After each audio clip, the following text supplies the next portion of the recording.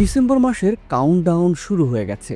১৯৯৬ সালে ৩০ বছর মেয়াদী গঙ্গা পানি বন্টন চুক্তির মেয়াদ শেষ হতে যাচ্ছে। এই চুক্তির সঙ্গে জড়িয়ে আছে একটা নদী, একটা সীমান্ত, দুদেশের কূটনীতি ও দক্ষিণ এশিয়ার শক্তির নতুন সমীকরণ। প্রশ্ন উঠেছে, নতুন সরকারের সাথে এই চুক্তি নিয়ে কি হতে চলেছে? এটি কি কেবল পানি ভাগাভাগির বিষয়, নাকি এটি হয়ে উঠবে আঞ্চলিক রাজনীতির সবচাইতে বড় কৌশলগত পরীক্ষা? ফারাক্কা এখন আর শুধু একটি ব্যারেজই নয়, এটি প্রভাবের কেন্দ্রবিন্দুতে। এটি দর কষাকষির হাতিয়ার, এটি সার্বভৌমত্বের প্রতীক। ঢাকার ক্ষমতার পরিবর্তন, দিল্লির কৌশল, পশ্চিমবঙ্গের রাজনীতি, সব মিলিয়ে গঙ্গার স্রোতের সঙ্গে এখন প্রবাহিত হচ্ছে রাজনৈতিক উত্তাপও। এই ডিসেম্বরে সিদ্ধান্ত হবে, নদী কি আস্থার সেতু থাকবে, নাকি কূটনৈতিক চাপের অস্ত্র হয়ে উঠবে? এই সব প্রশ্নের সমীকরণ তুলে ধরব আজকের পর্বে। আপনাদের সাথে আছি আমি শাহাদাত হোসেন। আশা করি পুরো আয়োজনে সাথেই থাকবেন। চলতি বছরের ডিসেম্বরে শেষ হচ্ছে ১৯৯৬ সালে স্বাক্ষরিত গঙ্গা পানি বন্টন চুক্তির মেয়াদ। শেখ হাসিনার পতনের পর ঢাকার ক্ষমতার সমীকরণ বদলেছে, আঞ্চলিক শক্তির ভারসাম্য নতুনভাবে সাজছে। ভারত বাংলাদেশ সম্পর্ক দীর্ঘদিন ধরেই পানি, বাণিজ্য, ট্রানজিট ও নিরাপত্তার মতো বহুমাত্রিক কাঠামোর ওপর দাঁড়িয়ে আছে। বিশেষজ্ঞরা বলছেন, ভারত ফারাক্কা ব্যারেজের মাধ্যমে পানি চুক্তিকে লিভারেজ হিসেবে ব্যবহার করতে পারে। অন্যদিকে বাংলাদেশকে জাতীয় স্বার্থ ও ট্রানজিট, বিদ্যুৎ, বাণিজ্যকে একত্রিত করে দর কষাকষি করতে হবে। এদিকে পশ্চিমবঙ্গের রাজনীতি ও আঞ্চলিক হাইড্রোপলিটিক্স চুক্তির নবায়নকে আরও জটিল করে তুলেছে।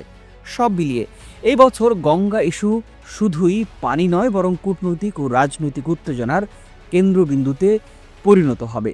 সম্প্রতি ভারতের লোকসভায় দেশটির পররাষ্ট্র প্রতিমন্ত্রী কীর্তিবর্ধন সিং জানিয়েছেন, বাংলাদেশের সঙ্গে গঙ্গার পানি বন্টন চুক্তির পুনর্নবায়ন নিয়ে এখনও কোনো আনুষ্ঠানিক আলোচনা শুরু হয়নি।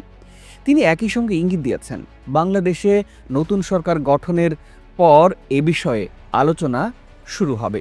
তার এই সংক্ষিপ্ত বক্তব্যই দক্ষিণ এশিয়ার কূটনৈতিক অঙ্গনে বড় রাজনৈতিক বার্তা হয়ে উঠেছে। বিশেষজ্ঞদের অনেকেই মনে করছেন, ২০২৬ সালের ডিসেম্বরে মেয়াদোত্তীর্ণ হতে যাওয়া ১৯৯৬ সালের গঙ্গা পানি বন্টন চুক্তি এখন শুধু একটি পানির সম্পদ চুক্তি নয়, বরং এটি হয়ে উঠতে পারে আঞ্চলিক শক্তি রাজনীতির একটি কার্যকর হাতিয়ার।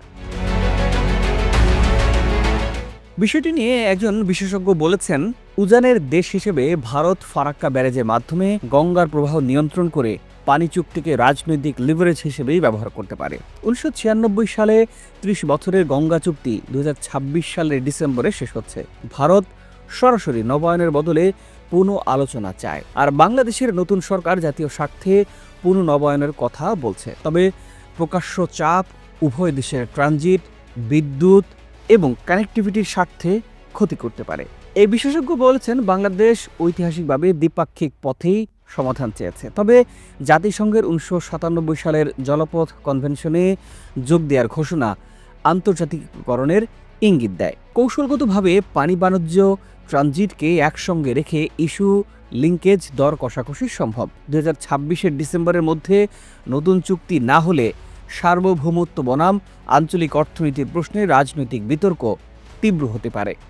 পশ্চিমবঙ্গের মুখ্যমন্ত্রী মমতা ব্যানার্জির অবস্থানও জটিলতা বাড়াতে পারে। ১৯৯৬ সালের ১২ই ডিসেম্বর নয়াদিল্লিতে তৎকালীন ভারতের প্রধানমন্ত্রী এইচ.ডি.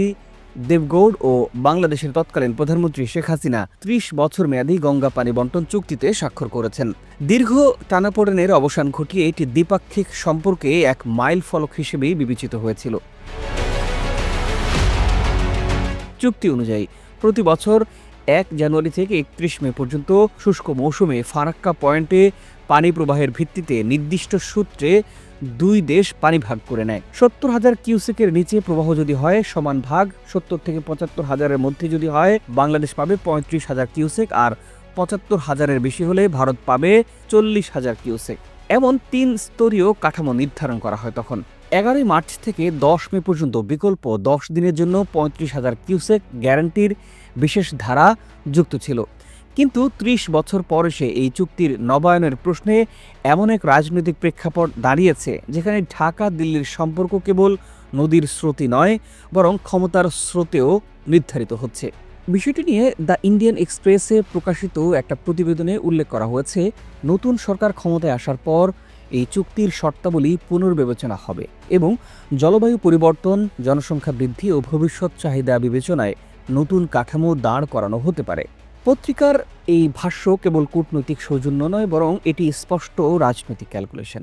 বাংলাদেশে 2026 সালের নির্বাচনে বিএনপি নেতৃত্বাধীন জোট ভূমিধস বিজয় অর্জন করে ক্ষমতায় এসেছে। এমন অবস্থায় দিল্লি তার মিত্র শেখ হাসিনা পলায়নের পর এমন একটি সরকারকে সামনে রেখে আলোচনা করতে চায় যাকে তারা কৌশলগতভাবে বন্ধু মনে করে। এবার আসি ফারাক্কা নিয়ে ঐতিহাসিক বিতর্কে কি আছে। গঙ্গা পানি বন্টন বিতর্কের শিকড় অনেক পুরনো। 1975 সালে পশ্চিমবঙ্গের মুর্শিদাবাদে বাংলাদেশের সীমান্ত থেকে মাত্র 10 কিলোমিটার দূরে ফারাক্কা ব্যারেজ চালু করা হয়েছিল। এর মূল উদ্দেশ্য ছিল হুগলি নদীর নাব্য রক্ষা ও কলকাতা বন্দর সচল রাখা। কিন্তু বাংলাদেশ অভিযোগ করে এই পানি প্রত্যাহারের ফলে পদ্মা ও দক্ষিণ পশ্চিমাঞ্চলের নদীগুলো শুকিয়ে যাচ্ছে, লবণাক্ততা বাড়ছে এবং কৃষি জীবন হুমকির মুখে পড়ছে। 1977 সালে ভারতের তৎকালীন প্রধানমন্ত্রী মিরারজি দেশাই ও বাংলাদেশের রাষ্ট্রপতি জিয়াউর রহমান 5 বছরের একটি চুক্তি স্বাক্ষর করেছিলেন। পরে 1982 ও 1985 সালে সমঝোতা স্মারক স্বাক্ষরিত হয়, কিন্তু দীর্ঘমেয়াদী স্থিতিশীল কাঠামো আসে 1996 সালে। 2025 সালের মার্চে ভারতের কেন্দ্রীয় পানি কমিশন ও বাংলাদেশের যৌথ কারিগরি দল ফারাক্কা ব্যারেজ পরিদর্শন করে। প্রতি বছর 1 জানুয়ারি থেকে 31 মে পর্যন্ত যৌথভাবে পানি প্রবাহ পরিমাপ করা হয়, কিন্তু বাস্তবে নির্ধারিত প্রবাহ সবসময় পাওয়া যায় না, বিশেষ করে শুষ্ক মৌসুমে। ভারতীয় পক্ষের যুক্তি হলো কলকাতা বন্দর, ফারাক্কা তাপ বিদ্যুৎ কেন্দ্র এবং অভ্যন্তরীণ সেচ ব্যবস্থার জন্য পানি প্রয়োজন। সাম্প্রতিক আলোচনায় এমন ইঙ্গিত এসেছে যে নতুন চুক্তি আগের মতো 30 বছরের দীর্ঘমেয়াদী নাও হতে পারে। 10 থেকে 15 বছরের কাঠামো বিবেচনায় রয়েছে। 11 মার্চ থেকে 10 মে এই সময়কালে অতিরিক্ত 30 থেকে 35 হাজার কিউসেক পানি চাওয়ার প্রস্তাব নিয়েও আলোচনা হয়েছে বলে ভারতীয় সংবাদ মাধ্যমে উল্লেখ আছে।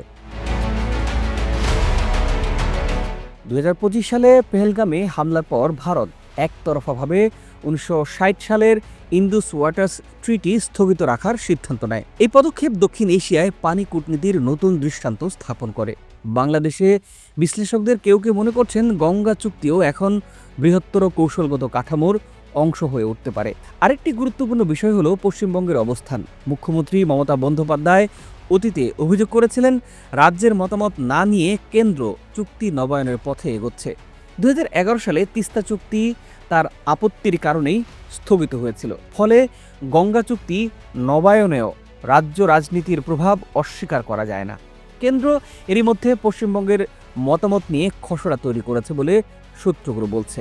পরিবেশবিদরা বলছেন গঙ্গা পদ্মা অববাহিকায় পানির প্রবাহ নিয়ন্ত্রণের ফলে দক্ষিণ পশ্চিম বাংলাদেশে লবণাক্ততা বৃদ্ধি, মাছ উৎপাদন কমা এবং নৌ চলাচলের সমস্যা দেখা দিয়েছে। বছরে প্রায় 20 লাখ টন পলি সঞ্চিত হচ্ছে নিম্ন বদ্বীপে।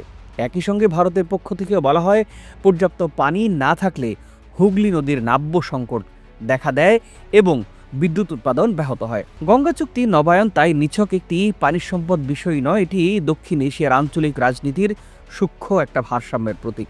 ভারতের জন্য এটি হতে পারে কূটনৈতিক চাপ প্রয়োগের একটি লিভার। বাংলাদেশের জন্য এটি সার্বভৌম পানি অধিকার ও অর্থনৈতিক নিরাপত্তার প্রশ্ন। প্রিয় দর্শক, শেষ পর্যন্ত এই চুক্তির ভবিষ্যৎ নির্ধারণ করবে দুদেশ পারস্পরিক অবস্থার ভিত্তিতে সহযোগিতা বাড়াবে নাকি পানিকে কৌশলগত হাতিয়ারে রূপ দেবে। আপনার অভিমত জানাতে পারেন আজকের এই বিষয়টি নিয়ে। নিশ্চয়ই আশা করি জানাবেন মন্তব্য করে। আজ এ পর্যন্তই। ভালো থাকুন, সুস্থ থাকুন। চ্যানেলটি সাবস্ক্রাইব করে আমাদের পাশে থাকুন। প্রতিবেদনটি ভালো লাগলে শেয়ার ও লাইক করতে পারেন।